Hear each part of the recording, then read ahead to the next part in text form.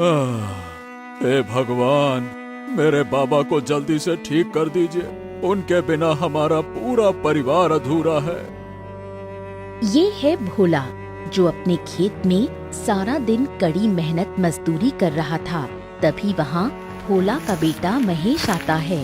बाबा, बाबा, बाबा, बाबा। अरे क्या हो गया महेश बेटा, इतना घबरा क्यों रहा है तू? बाबा, बाबा, दादाजी की तबीयत बहुत खराब हो गई है। आप तुरंत घर पर चलिए। क्या?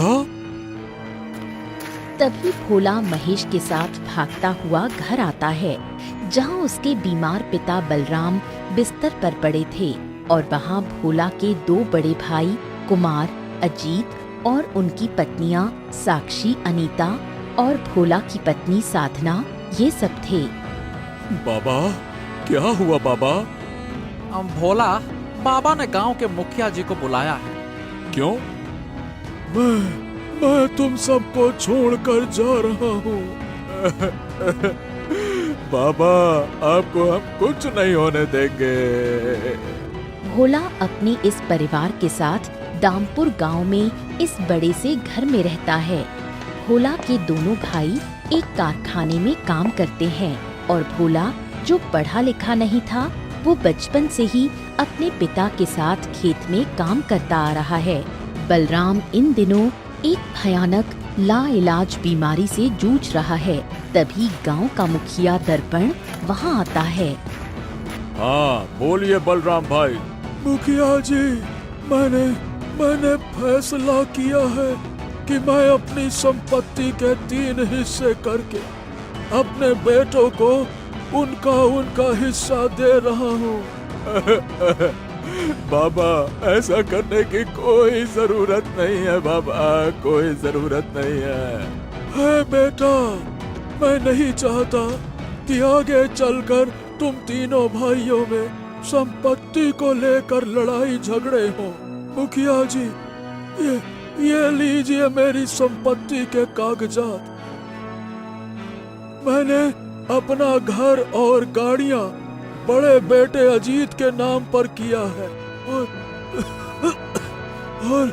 और खेत और गांव की जमीन कुमार के नाम कर दी है और जो गांव के बाहर मेरी 2 एकड़ बंजर जमीन है, वो मैंने भोला के नाम की है।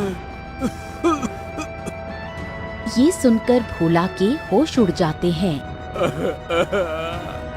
मुझे ये भी नहीं चाहिए बाबा, नहीं चाहिए। आप बस ठीक हो जाए बाबा, ठीक हो जाए। तभी अचानक बलराम की मृत्यु हो जाती है। ये देखकर उसके बेटे खूब रोने लगते हैं।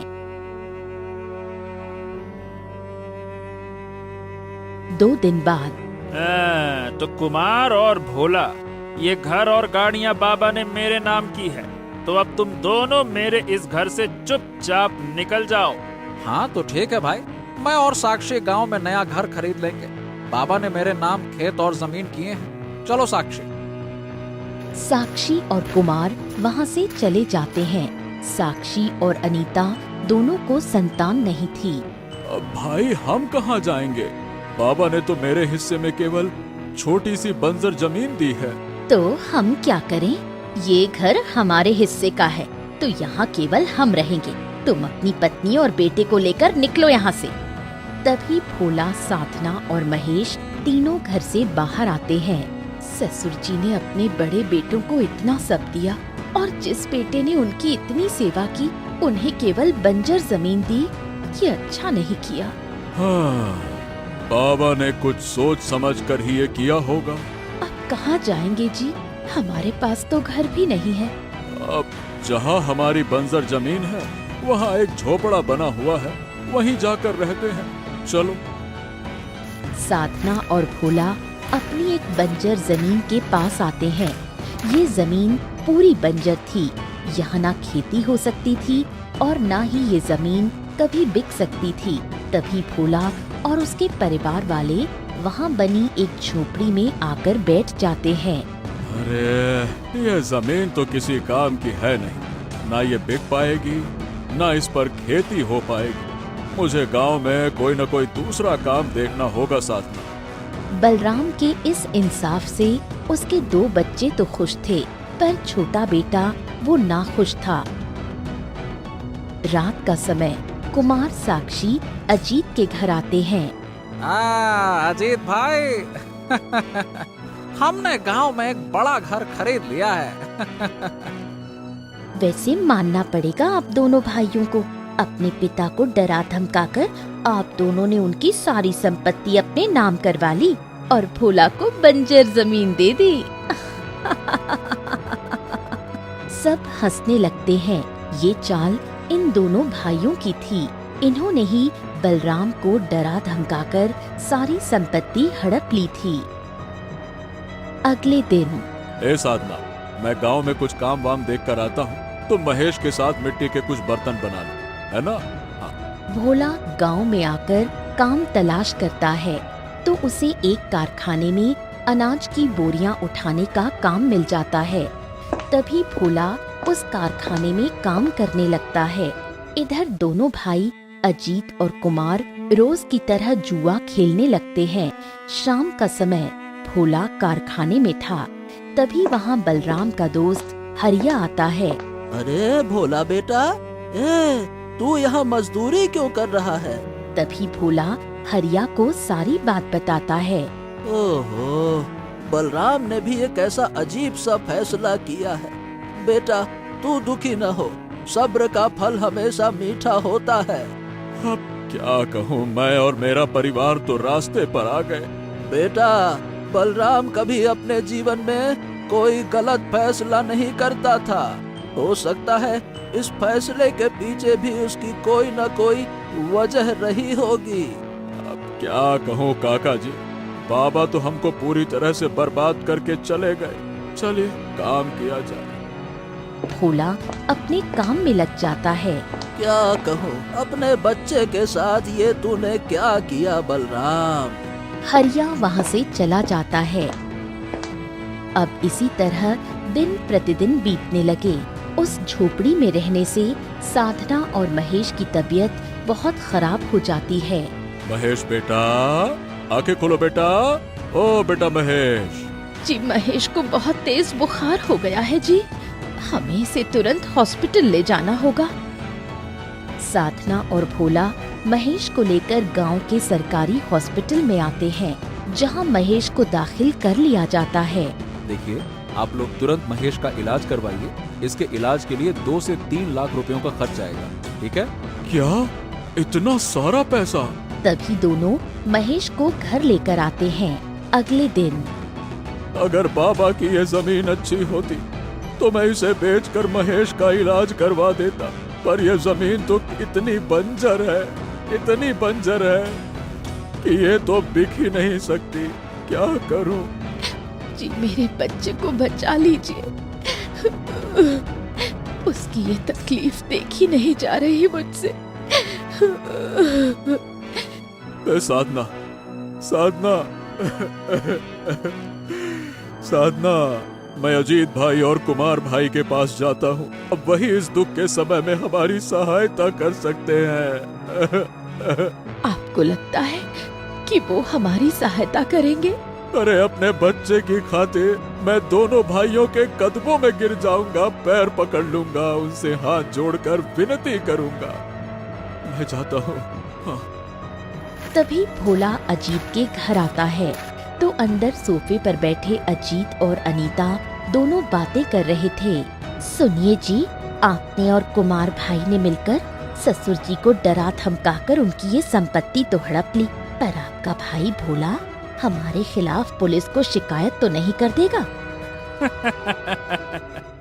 अरे नहीं अनीता, भोला अब कुछ नहीं कर सकता, क्योंकि बाबा ने मुखिया जी के सामने अपनी संपत्ति हम भाइयों के नाम कर दी है। ये बात दरवाजे के पास खड़ा भोला सुन लेता है। क्या अजीत भाई और कुमार भाई ने बाबा को धमकाया था? भोला अपने घर आता है और साधना को सारी बात बताता है। क्या आपके भाइयों ने ऐसा किया था? जी, हमें तुरंत थाने जाकर पुलिस को ये बात बतानी होगी। नहीं साधना, नहीं। बाबा ने मुखिया जी के सामने संपत्ति का बंटवारा किया था। हम कुछ नहीं कर सकते अब कहाँ से लाएं पैसे? अब हमें अपनी इस बंजर जमीन को खोदकर इसके सारे पत्थर निकालने होंगे।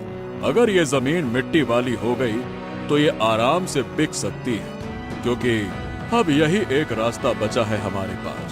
अब भोला सारा दिन कारखाने में मजदूरी करता है और शाम को जमीन खोदने लगता है। अब इसी तरह कई दिन बीत जाते हैं।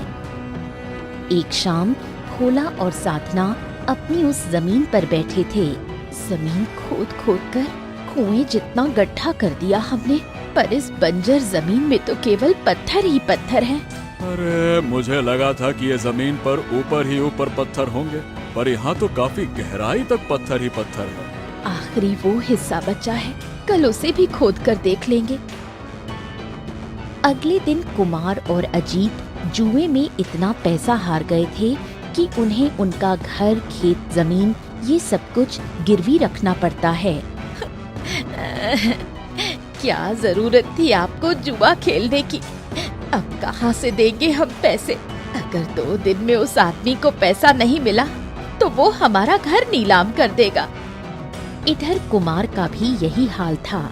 इधर भोला और साधना उस जमीन के दूसरे हिस्से में खुदाई करने लगते हैं। तभी अचानक वहाँ जमीन के अंदर एक मिट्टी का बड़ा सा घड़ा निकलता है। अरे, मिट्टी का घड़ा? इसमें क्या है? दोनों खुदाई करके उस बड़े से मिट्टी के घड़े को बाहर निकालते हैं। उस घड़े के ऊपर बलराम का नाम लिखा हुआ था।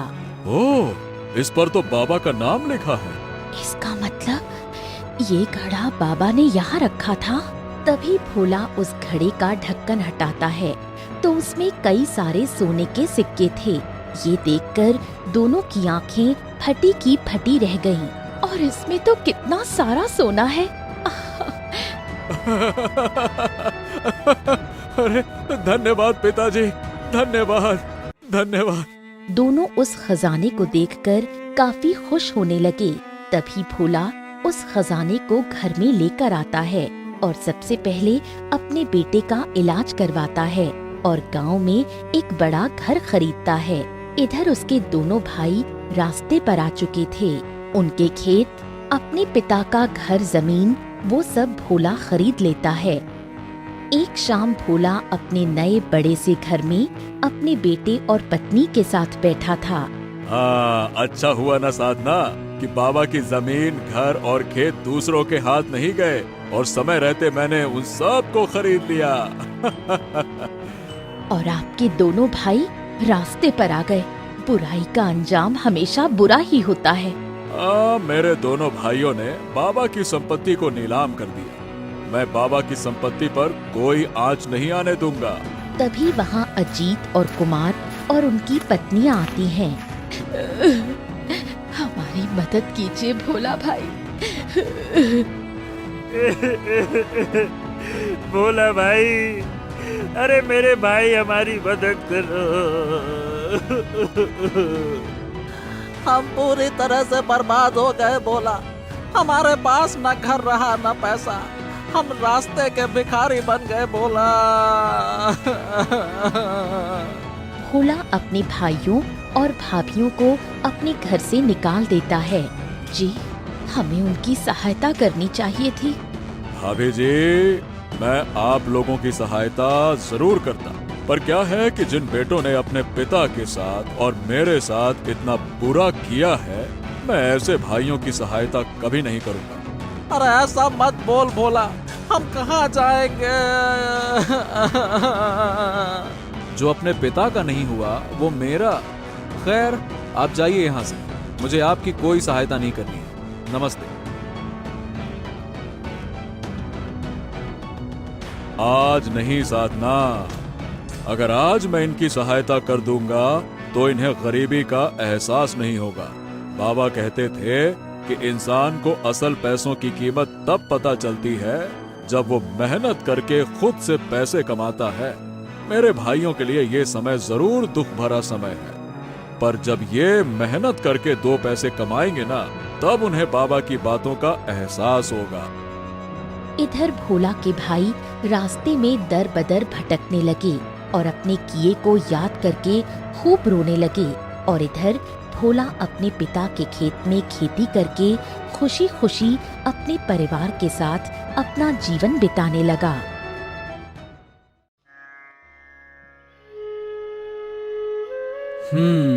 राधिका, मैं क्या सोच रहा हूँ कि हम अपना ये खेत बेच देते हैं। क्यों? इसको बेचकर एक बड़ा सा खेत खरीदेंगे। हाँ हाँ, वैसे भी इस खेत में बहुत कम फसल मिलती है हमें। जब हमारे पास बड़ा खेत आ जाएगा तो हमारे पास फसल भी काफी सारी आने लगेगी। तो ठीक है, मैं आज ही खेत को बेच देता हूँ। हाँ। दोनों अपने घर आते हैं। आनंद का घर बहुत ही बड़ा और आलीशान घर है। इस घर में केवल आनंद और उसकी पत्नी राधिका ही रहते हैं। कुछ दिन बाद अपना खेत बेचकर आनंद एक बड़ा खेत खरीद लेता है। जी, ये खेत तो कितना बड़ा है। हाँ, वाह राधिका वाह। अब इस खेत में हम एक साथ 5 किस्म की फसल करेंगे। हाँ। तभी दोनों की नजर उस खेत के कुएं पर पड़ती है, जो काफी पुराना था। हाँ, इस बारे में मैंने बात की थी जमींदार साहब से, तो उन्होंने कहा कि तुम इस कुएं को बंद करके एक नया कुआं खुदवा लेना। तो मैंने कुछ कारीगरों को बुलवाया है, वो कल से आकर नए कुएं की खुदाई का काम शुरू कर देंगे और हम इस पुराने कुएं को हमेशा के लिए बंद कर देंगे। बात ही खत्म। ये कुआं तो कितना पुराना है और इसमें पानी भी कितना कम है। अगले दिन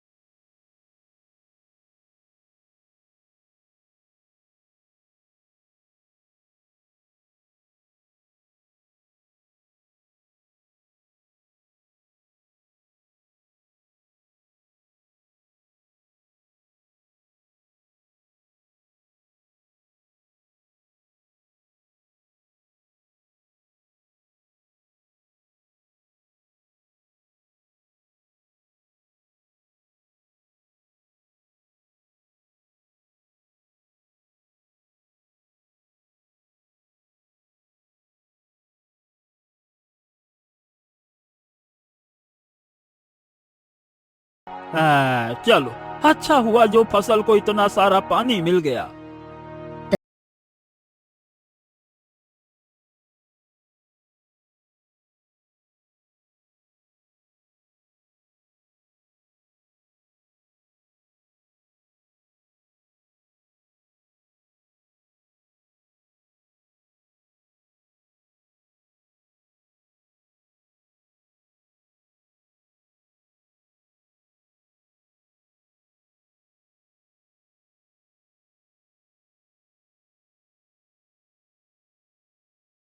मैंने जैसे ही तुम्हारे कुएं का पानी फसल को दिया, तभी मेरी सारी फसल सूख गई। तुम्हारे कुएं के पानी से ही मेरी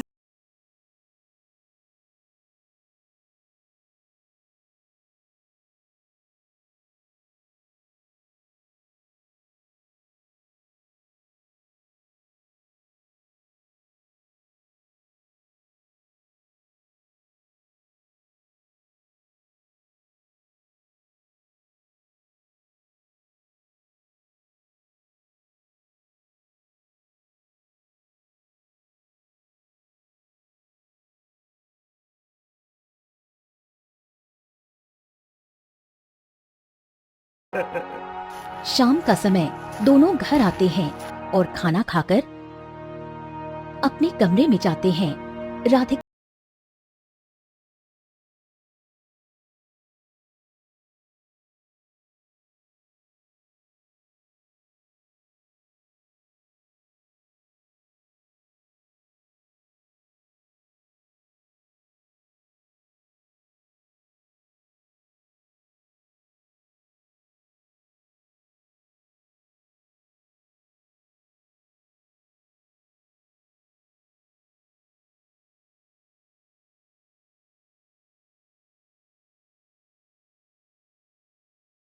मेरे सारे जेवर।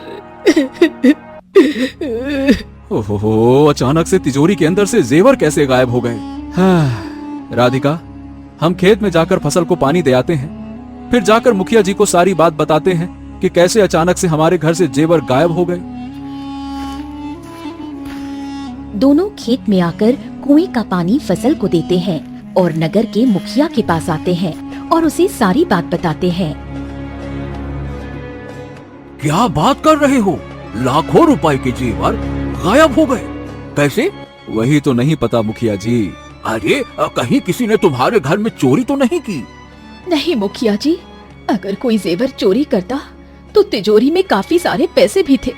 चोर जेवर के साथ पैसे भी चुरा कर ले जाता। चोरी की गुंजाइश नहीं है मुखिया जी, क्योंकि ना अलमारी का ताला टूटा हुआ था, ना तिजोरी टूटी हुई थी, दोनों ही बंद पड़े थे। ये सुनकर मुखिया हैरत में पड़ जाता है। हाँ, ये तो बड़ा अनोखा और गंभीर मामला है आनंद। अरे भाई, अचानक से तुम्हारे घर से जेवर गायब कैसे हो सकते हैं? थोड़े समय बाद दोनों रास्ते से अपने घर की ओर जा रहे थे। आनंद जी, कहीं ये सब उस कुएं के कारण तो नहीं हो रहा जो हमारे खेत में है? ये क्या बोल रही हो राधिका? भला इन सब से उस कुएं का क्या संबंध? हमारे घर की दीवार गिर गई थी, फिर हरिया भाई के बैलों की मृत्यु हो गई, फिर दर्पण काका की भी फसल अचानक से खराब हो गई, और जब हम खेत में पानी देकर अपने घर आए तो हमारे जेवर अचानक से गायब हो गए। हाँ, हो सकता है, क्योंकि सारी घटना तो उसी कुएं की ओर इशारा कर रही है।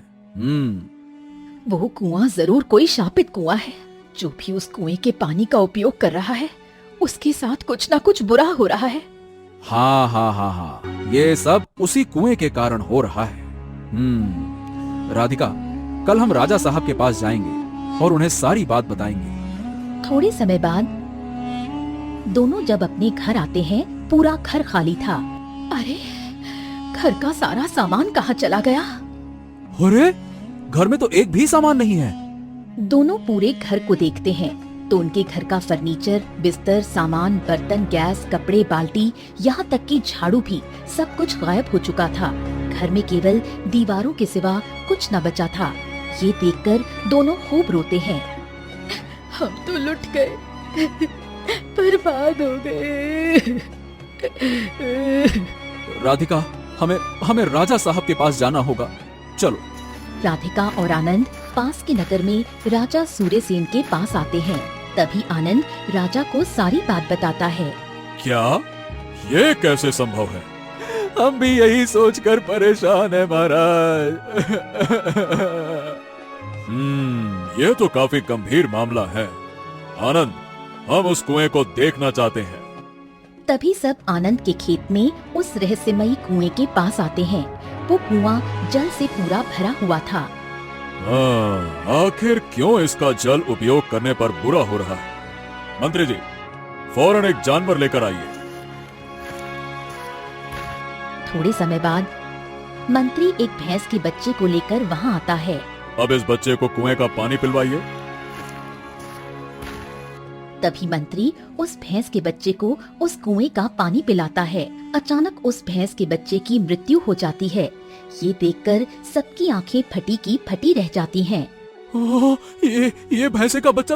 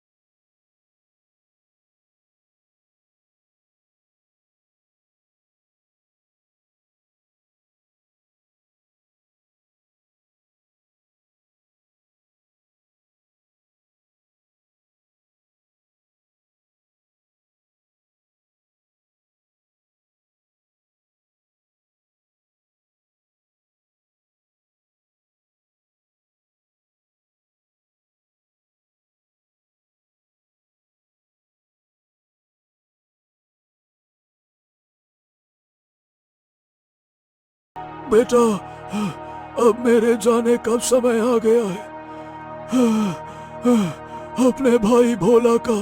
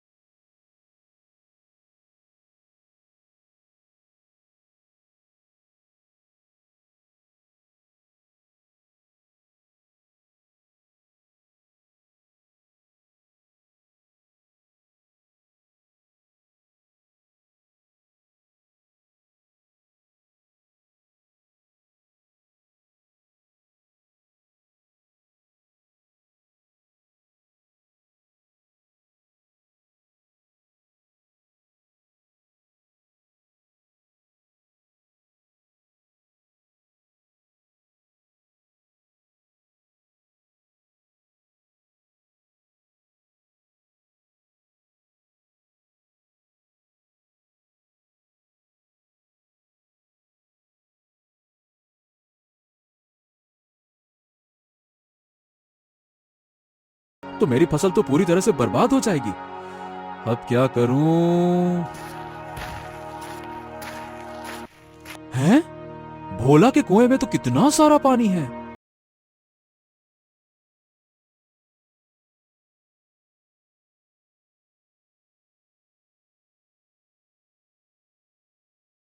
रहा कि क्या करें, वहां उस भोले के कुएं में भर भर के पानी है और हमारे कुएं में पानी की एक बूंद तक नहीं है।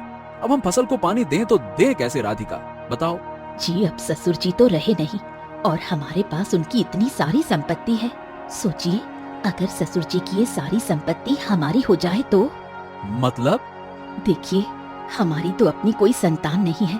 अब आगे चलकर एक ना एक दिन ससुर जी की संपत्ति का बंटवारा तो होगा ही।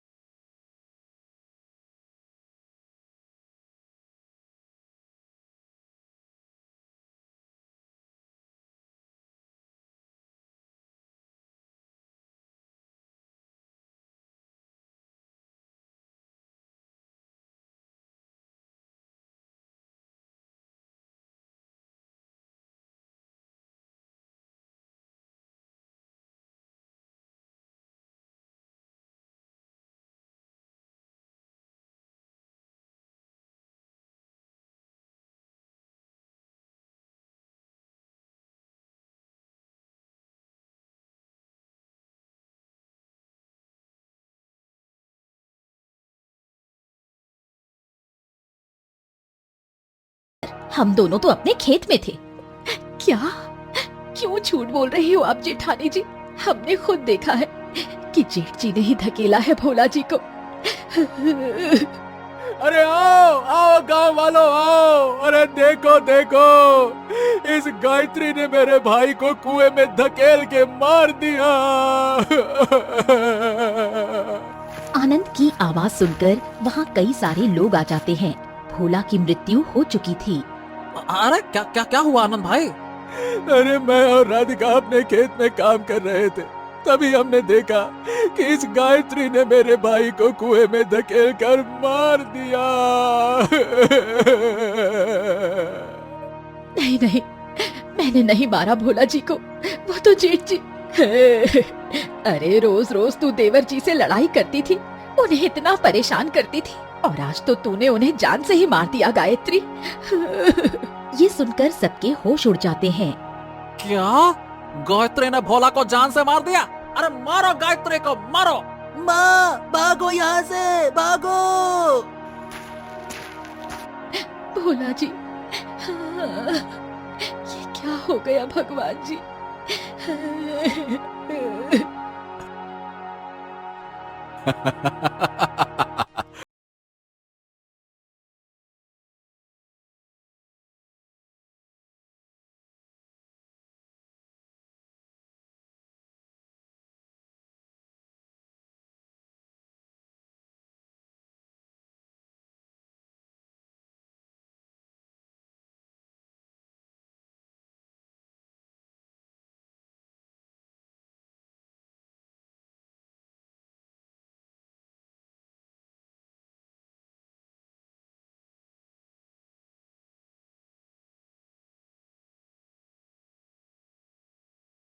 दोनों को बर्बाद करती जा रही है। अरे बाबा, हमसे गलती हो गई, हमको बचा लीजिए बाबा।